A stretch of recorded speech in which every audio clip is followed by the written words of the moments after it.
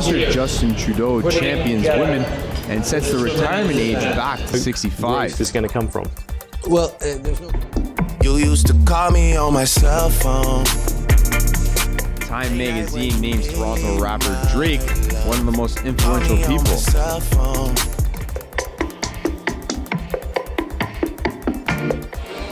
And it's St. Patrick's Day.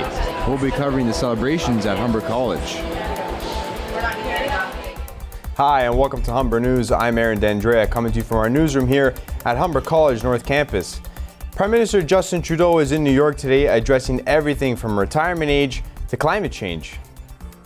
Last night, Trudeau addressed delegates at a UN event for gender equality and championed women. To hear from the Prime Minister about what he's doing. Well, first of all, I'm going to keep saying loud and clearly that I am a feminist until... Hear me roar. Until it is met with a shrug. Trudeau met today with Bloomberg News and revealed that his first budget will restore the retirement age to 65 from 67. He also suggested that oil industry employees move to other work because of declining crude prices. He'll be wrapping up his two-day trip tonight. After years of pressure from animal rights activists, SeaWorld says it will stop breeding killer whales. The U.S. theme park has faced criticism about treatment of its animals, and attendance has been dropping at the shows. SeaWorld also faced backlash after the release of the 2013 documentary Blackfish. The film depicted the captivity and public exhibition of whales as cruel.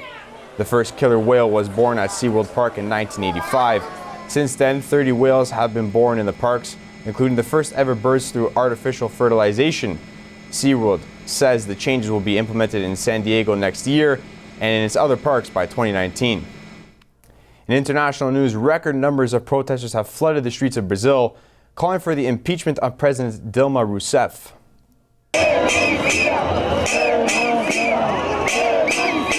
President Rousseff has just named her predecessor, Luiz Inácio Lula da Silva, chief of staff, and opponents are saying it was done to shield him from prosecution. More than 3 million people are demanding the impeachment and resignation of Rousseff. Lula has been charged with money laundering and fraud, but remains a charismatic champion of the poor. The opposition says Rousseff is using Lula's influence to stave off impeachment proceedings. Thousands of French university and high school students are protesting against reforms to labor laws being proposed by the socialist government.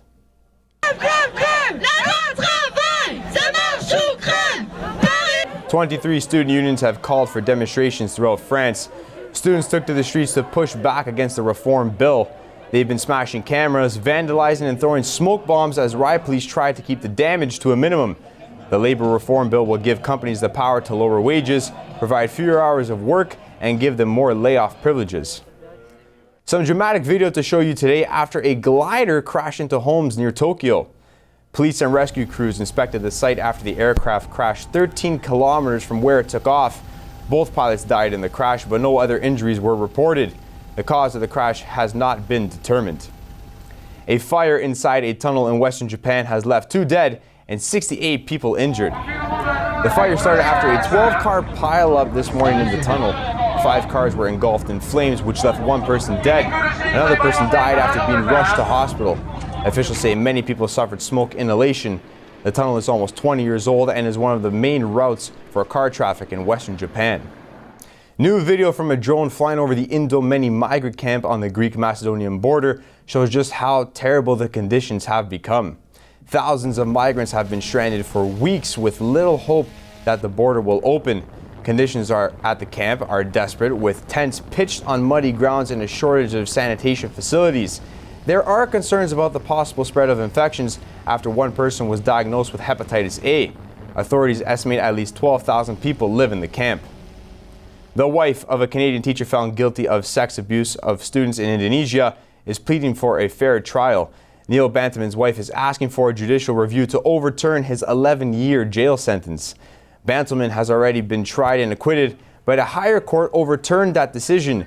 Tracy Bantaman says there is no evidence to connect him with the alleged victims. Thank you. The decision made by the panel of judges of the Supreme Court was rushed. It was reckless.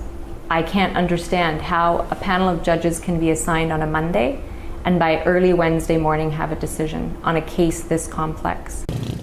Indonesia's foreign ministry says the country would never interfere with another country's judicial system and expects the same respect. If the case, whether we see this as an issue that will have some impact into the bilateral relationship, from our side, I certainly hope not. Bantelman says the family is getting support from the Canadian government. Time magazine has named Toronto's very own Drake and Lilly Singh as two of the most influential people on the internet. Late night when you need my love. Only 2 Canadians made the list of 30 and joined the likes of US President Barack Obama and presidential candidate Donald Trump. The city's key holder gets a big thumbs up for his Hotline Bling video because of his unique dance moves. The video influenced people around the world to create parodies. Meanwhile, Indo-Canadian vlogger Lilly Singh, aka Superwoman, is a YouTube sensation with 8 million subscribers. Singh graduated from York University. She's nominated by Shorty Awards for YouTuber of the Year award. 12 people have been arrested in connection to a $16 million theft from an Italian art museum. Italian police released security video showing armed thieves stealing artwork from a museum in Verona. The 17 paintings were taken shortly before the museum closed. Police say the thieves tied up the museum cashier and forced an armed guard to hand over his keys to his car, which they used to get away. The paintings have been located in Moldova and are being returned.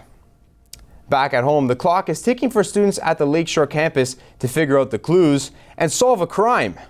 Our reporter in Talavega is on the case. There's only a few hours left for students to investigate the crime scene at Humber's Lakeshore campus. Or rather, the mock crime scene. The CSI Humber Challenge has been running all week in the L Space Gallery. I was with the first group who geared up to solve the crime. In groups of 4, students get 30 minutes to gather evidence, look at a cause of death, and find out who did the crime. Dun, dun, dun. This is the second year Professor Doug Thompson has run the CSI Challenge at Humber.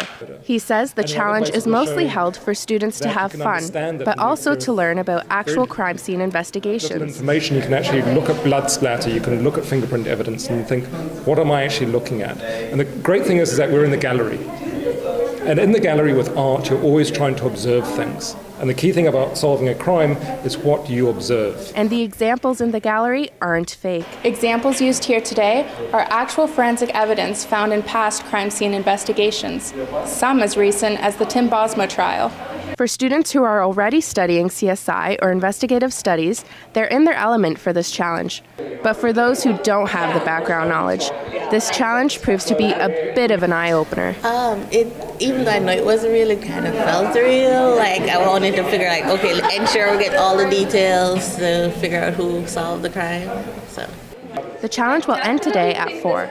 Natalia Vega, Humber News. Humber College is going green for St. Patrick's Day.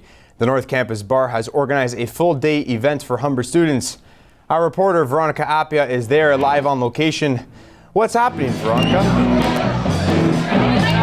Well, I'm here at Link's Lounge, and as you can see behind me, people are having a great time. There's lots of food, there's beer, and there's a live band. We talked to students today to see how they're spending their day. St. Patrick's Day! Just hanging out with my friends, athletes, it's my birthday too, so Staff members at Lynx are setting up and getting ready for the big St. Patrick's Day event, but students may not be willing to pay the price. Why do we have to pay cover to go to our own bar? While last year cover was free, this year it is $7, leaving some students disappointed. Lynx is offering a free pancake meal all day and poutine in the evening. Today we have our pancake party going on, so it's all day pancakes. It's a $7 cover, but it's all day pancakes going along all day. As you can see, everything here is an Irish theme going on just to support St. Patty's Day. And then come dinner time, if you're still hungry, we've got poutine to fill you up. And yeah, it's going to be a really good time, live band, everything. Really good time. Yeah, this is actually my own picking. They had the wig here yesterday and I was wearing it, and I just asked if I could keep on rocking it. It's a solid color, and I feel like it goes well with my outfit. Staff members are getting into the spirit with green costumes and glitter, and a live band is playing on location. We hope you're all having a great St. Patrick's Day. I know we are. Back to you, Aaron, in the newsroom. Thanks, Veronica. The Humber Room is offering a tasty menu for a quieter St. Patrick's Day celebration. It's a 3-course Irish-themed menu. Humber reporter Arissel Joseph has more on the story. The Humber Room staff are putting the final touches on tonight's St. Patrick's Day celebration. The menu includes mint chocolate mousse, shamrock salad, and Irish stew. We have a St. Patrick's Day dinner. We're going to be opening up at 5:15. The menu consists of essentially an Irish stew, and we're doing a little play on the dessert and the appetizer to put them in the green celts so we can get the actual Irish feel. The Humber Room kitchen staff is prepping for tonight's 3-course St. Patty's Day dinner. Q water on the menu and traditional green beer, they have it all. So if you're looking for a quiet night in, you can come to the Humber Room to celebrate St. Patty's Day. We have a crew that's coming this afternoon, headed by Chef David Baker, who is taking our team to the Olympics in Germany, right? And he's also helped by Chef Ash Elside, right? So they'll be heading the crew for tonight's dinner. You can call the Humber Room to make a reservation for 5 p.m. to feast on some traditional Irish cuisines. Arissel Joseph, Humber News. When we come back, we'll tell you what's happening in the world of sports, and Kelsey Coles will have your 3-day forecast. They usually say if you don't wear green on St. Patrick's Day, that you'll get pinched. But unless you're wearing a green coat today, you'll just get cold. There's a chance of flurries tomorrow, and we'll hit a low of -9. So if you have St. Patty's Day plans, I suggest bundling up. And thanks to a little luck of the Irish, I will have your full 3-day forecast after the break. But first, a Peruvian zoo is doing its best to save one of the most endangered species in the world, and it showed off its best efforts today.